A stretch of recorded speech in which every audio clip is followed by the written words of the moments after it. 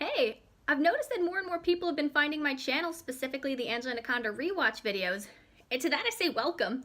As a surprise to nobody, I'm a huge fan of the show and personally want to reboot the series. I have noticed that internet reception in the last few years has been pretty negative, and I think there's a lot in this show that's good that tends to get overlooked. And a lot of critics online tend to focus on the weaker episodes, such as episodes like The Substitute and the Digimon short. The Substitute's an episode that I do think has a good idea to it, but some flaws in the execution. And the Digimon short I don't even think is that bad. So I thought it seems a little unfair to judge a whole show based on some of the weaker episodes. So I thought here's a small list of episodes from a fan that I think show the show at its best. Because at its best, Anaconda is a show that's weird, funny, creative, and a little bit sadistic. This isn't going to be a huge list or anything, just a couple episodes if you're remotely curious about the series. If you're someone stumbling upon this who hates the show, I'm not here to change your mind. You don't like it, and you're entitled to your opinion. But if you're willing to give the show a chance, you never heard of it, wonder what all the fuss is about, that's really what this is. These are also my opinions as a big fan of the show who's seen most of it. And your opinions are probably going to be different from mine. And for those of you who are interested, I do weekly rewatch videos. They come out every Sunday. I've made a playlist of what I've already done, which you can find on my YouTube channel, AmazzonKane. Anaconda is a show where you can pretty much come in at any episode and get the gist of it right away. Cartoons really didn't have continuity in the 90s the way they do today, and this is no exception. And it is better to come in at some of the later episodes because the earliest few, it is still finding its footing. But here's what I think is the best that this show has to offer. Curse of the Mummy and Pogo a Go-Go. I like these two episodes because they both show Angela in a sympathetic light, but for different reasons. I love the show as a whole because she gets angry, she gets crazy revenge fantasies that have a dark sense of humor, and she uses that to process her anger and frustration. I've never seen another show that does that. Critics of the show have said that the antagonist of the week doesn't do anything bad enough to deserve the revenge fantasy, especially if it's one of the crazier, more sadistic ones. There are times that's true, but these are the two episodes I would say it's crystal clear that Angela's sympathetic. Curse of the Mummy, which I just reviewed, has Angela dealing with a ton of bad luck as the result of getting pushed into a mummy at a museum by Nanette, which is said to be cursed. And you see her dealing with all this bad luck and becoming a social outcast as a result, which it's so hard to watch, but it's weird and funny and a ridiculous setup, but you still feel for her going through all that. Pogo a Go-Go is an episode where she's trying to persevere because she doesn't know how to do something. So in Pogo a Go-Go, Angela's embarrassed that she's the only person in her class who doesn't know how to use a pogo stick. But she's still going to teach herself how to learn no matter what. She still goes out of her way to learn. She's still trying to figure it out, even though Nanette's trying to embarrass her by exposing how bad she is at it. And in the end, she does come to a really creative solution and has a small victory. The best episodes do tend to do that, where at the end of the episode, she'll take a very small victory for herself. This is an episode I think that shows that.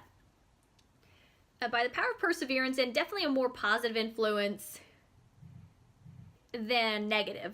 So I think people will find it appealing for that reason. I certainly did. Saving Private Gordy. Not only does this episode have some really funny moments in it, but it's also the most heartwarming episode in the whole show. A lot of that's from the characters' relationships, and they come out in a way that breaks a lot of stereotypes, especially considering the time it was made. So, Angela's older brothers are one of her major antagonists, and they're these very rough, dumb jock types. Her friend Gordy Reinhardt's is really sweet, shy boy with asthma and a lot of feminine interests. Gordy's dad is the brother's football coach. So in this episode, Coach Reinhardt asks Angela's brothers to teach Gordy how to play football, and Angela thinks that her brothers are going to kill him, metaphorically speaking. What I love so much about this episode is that Angela knows Gordy is a lot more delicate than she is, and she's trying to make sure that he doesn't get hurt. She's trying to protect her friend, even though he doesn't really need it. He's just doing his own thing and doesn't really pay her brothers much attention. And Gordy's relationship with his dad is actually very, very sweet, despite the fact that you'd think in any other show they'd have to do that plot of, oh, just because they're different, they can't come to an understanding, but then they do come to an understanding. Oh, Gordy's dad just doesn't get him. But no, it's not like that. Gordy's dad is totally respectful of who his son is, and they completely love each other. Gordy is trying to help and show his appreciation for his dad in his own way, and Coach Reinhardt does love Gordy too. It's very, very sweet. They accept each other from the start. So it's just this really great episode with how they bond. And even Angela's brothers, while they are rough and they give her a hard time, they're actually really sweet with Gordy too. It's one of those, they're clearly rougher on family than they are other people. So, and a lot of it's how she perceives this whole situation, which is where a lot of the comedy comes from. So it's a really sweet episode all around, tons of fun, some pretty good slapstick, and all around a different way of telling this kind of story in a way that's honestly really, really sweet. And finally, Goodbye, Mrs. Brinks, an episode that I picked because it has the best comedy in the whole show. And I find it's the best example of things that I like about Anaconda. It's weird, it's funny, it's creative, and a little bit sadistic. The plot is that Angela's horrible teacher, Mrs. Brinks, is supposedly getting a better job.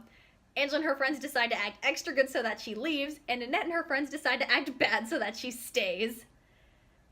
And I'll let you watch that for yourself. I will say, it's given me my favorite line in the whole show. So when I'm old enough, I'm gonna run away from home and become a waitress at a truck stop. And it's just a ton of fun to watch. I like watching these characters work off each other. I like the creativity of the revenge fantasy. It's got some good one-liners in there. And it's really, really funny to watch Angela try and defend her horrible teacher. So, those are my picks. Fans of the show, I'm actually curious to hear what your favorite episodes are. And people giving the show a chance, I'm curious to see you come back. So, thanks for hearing me out once again, and catch you at my next rewatch video.